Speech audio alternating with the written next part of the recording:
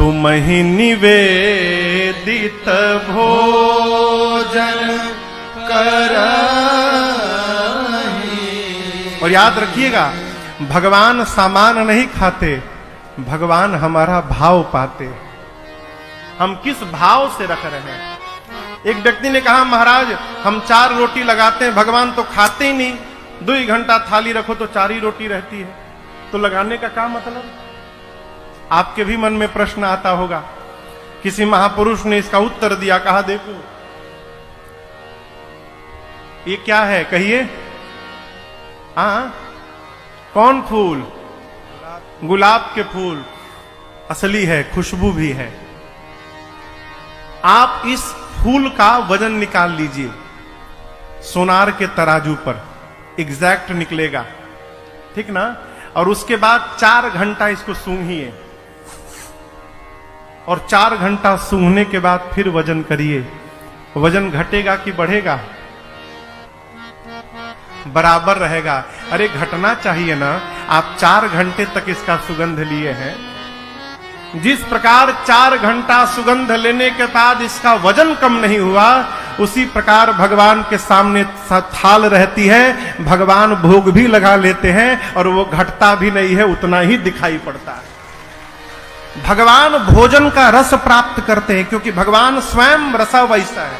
भगवान रस स्वरूप है, रसो वैसा।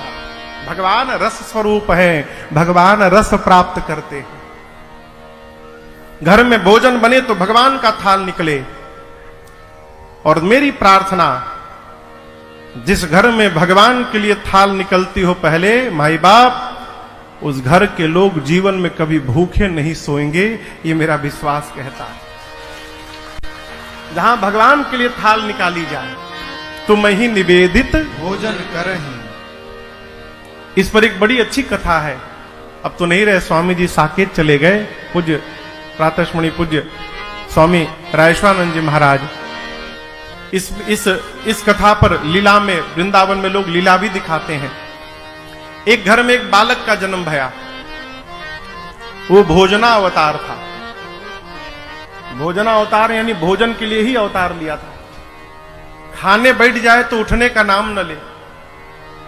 भैया अभी मैं गया था कथा गाने बेगूसराय 2 साल पहले, तो एक आदमी मिला तो पता चला कि बहुत खाता है। अभी अवस्था होगी कितना, मनोज कितना उम्र है? 40 साल अवस्था। मन बिया का भतीजा 40 साल अवस्था। तो पता चला कि बहुत खाते हैं। हमने भैया कितना खा लेते हैं? बोले महाराज जी अब खुराक खत्म हो गया, अब नहीं रहा पहले वाली बात। बोले अब कितना खा लेंगे? महाराज जी अब क्या बताएं हम आपको। अच्छा बताओ, दही यदि दे दी जाए अभी वर्तमान में कितनी दही खा लेंगे? बोले महाराज ये खुराक खत्म हो गया, अभी हम 16-17 किलो खा लेंगे। भैया ठाकुर जी बैठे, सामने की बात है। बोले खुराक खत्म हो गया तो 17 किलो दही खा लेंगे। एक आदमी मिला, बोला महाराज हम भोजन करने के बाद 300 रसगुल्ला खाए थे। कितना? 300 भोजन करने के बाद। हमको एक आदमी मिला कथा में, एक बार आए तो हम लोग साथ में बैठे भोजन करने के लिए। हम भोजन शुरू कर दिए, वो शुरू न करें। हम बोले भाई साहब शुरू करिए। बोले महाराज हम ऐसे नहीं खाते हैं। बोले कैसे खाते हैं? बोले बित्ता से खाते हैं। मतलब? बोले एक बित्ता जब तक रोटी जमा ना हो जाए हम शुरू नहीं करते। हमने कहा भैया इनको बाहर ले जाओ, बाहर ले जाकर बिठाओ, इनका जमा करो एक बित्ता। जब भोजन करके आए तो हम बोले ये क्या नियम है, फॉर्मूला एक बित्ता? बोले महाराज जी शुरू कर दे और बीच में रोटी खत्म हो जाए तो, इसलिए पहले हम अपन जमा कर लेते हैं एक बित्ता कि टेंशन ना रहे मिली कि ना मिली, तब शुरू करते। उसी प्रकार वो आदमी खाना शुरू कर दे तो रुकने का नाम न ले। घर वाले कहें अरे बीच में पानी भी पीते हैं, तो कहता था पहले बीच आवे तब न पिए। अभी बीच में पहुंचे कहां हैं हम? घर वाले अंत में त्रस्त होकर उसको निकाल दिए बाहर। बोले जाओ यहां से भगो, कोई काम धंधा नहीं, दिन भर खाते हो। बहुत खाता है। वो बोला बहुत नहीं खाता है, जितना मेरा खाता है उतना ही खाता है। खाता से अधिक कोई नहीं खाता। जिसके खाता में जितना लिखा है वो उतना ही खाता है। घर वाले जाए, बोले जाओ बाहर खाता खोलो, यहां तुम्हारा खाता बंद।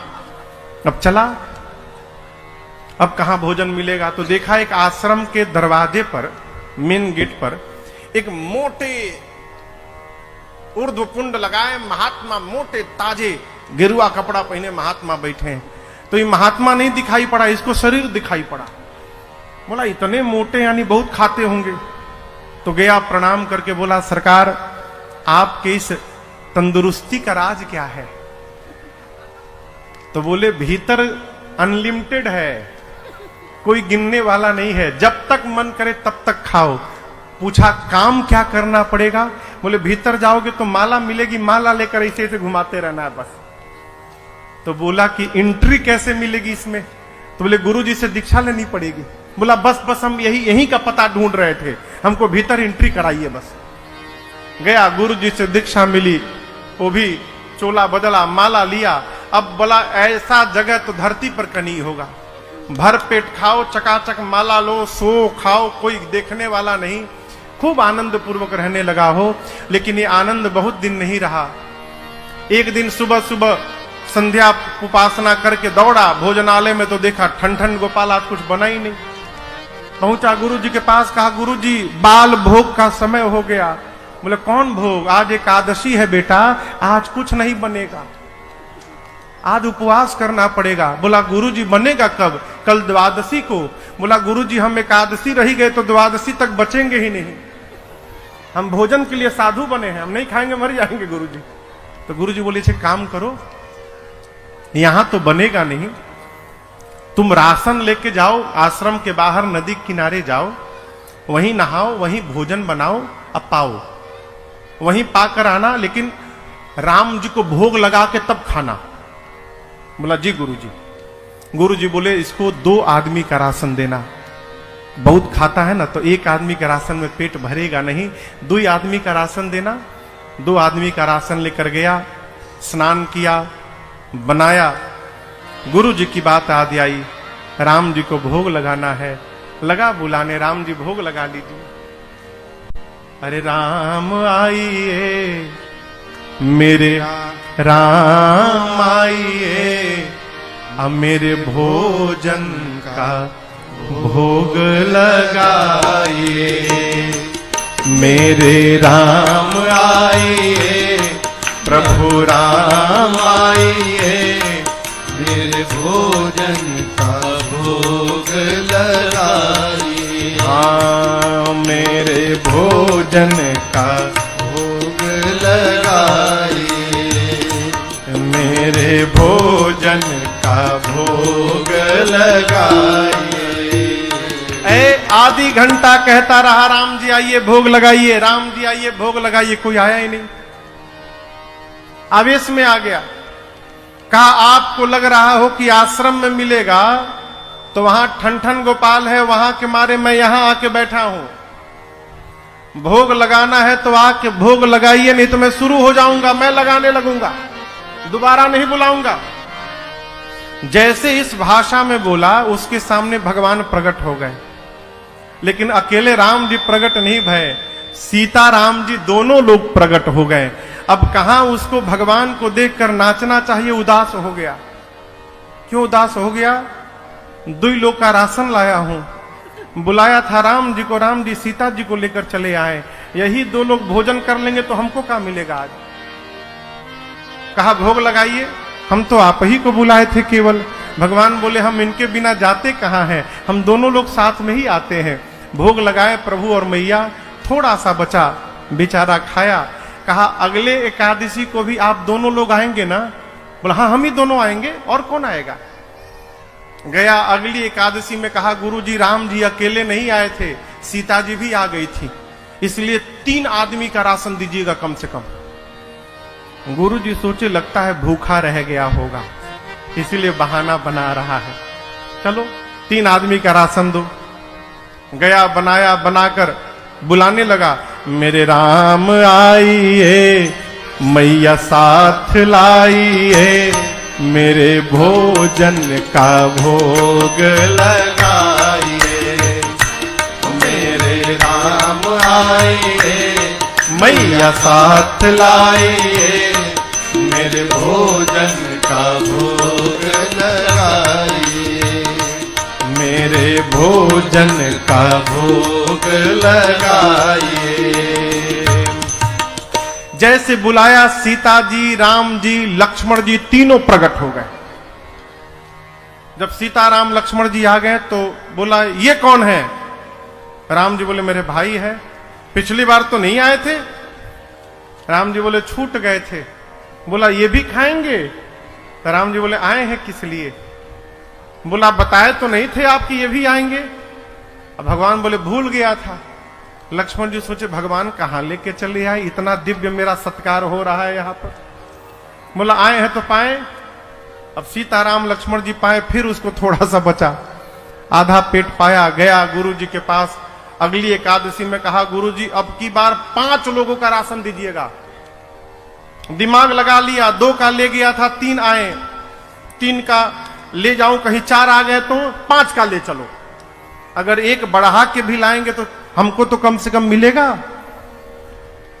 बोला गुरु जी अब की बार लक्ष्मण जी भी आए थे, हो सकता है इस बार और बढ़ा के चले आए, तो आप 5 लोगों का राशन दीजिए।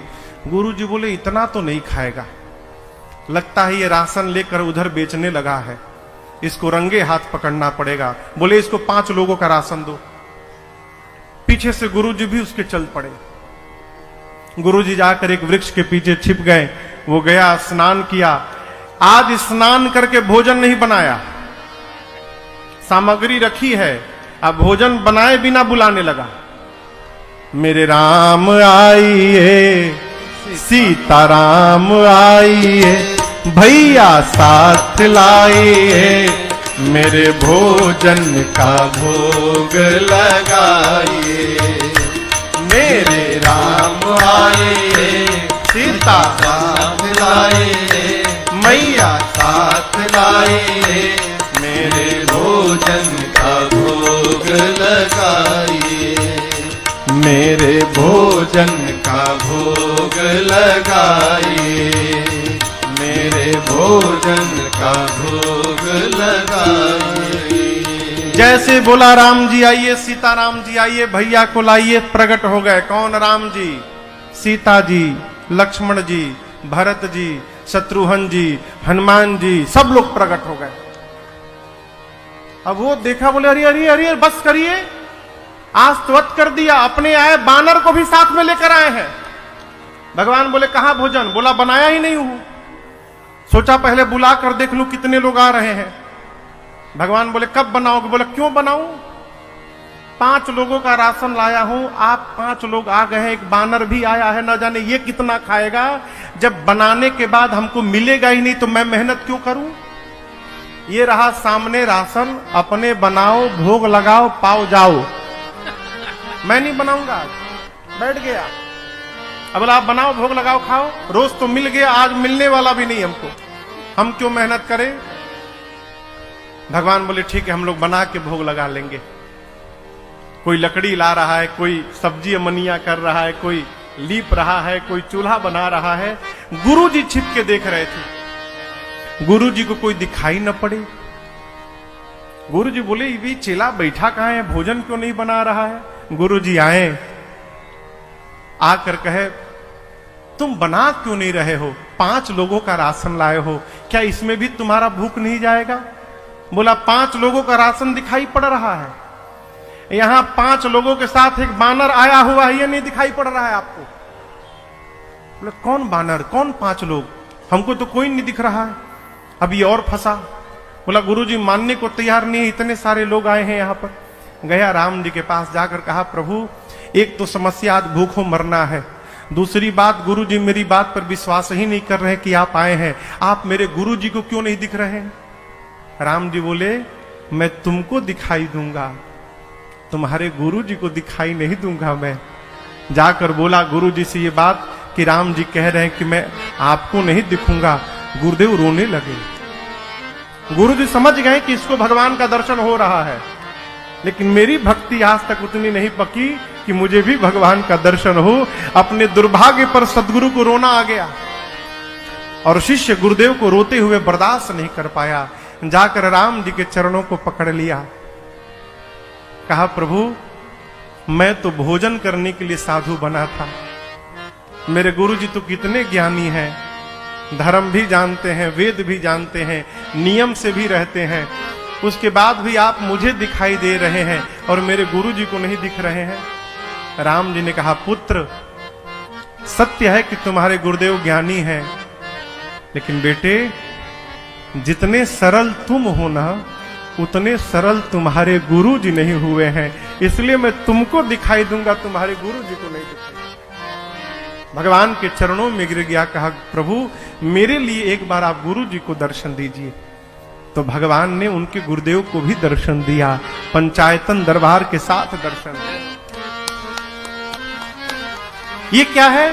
तुम ही निवेदित भोजन करही।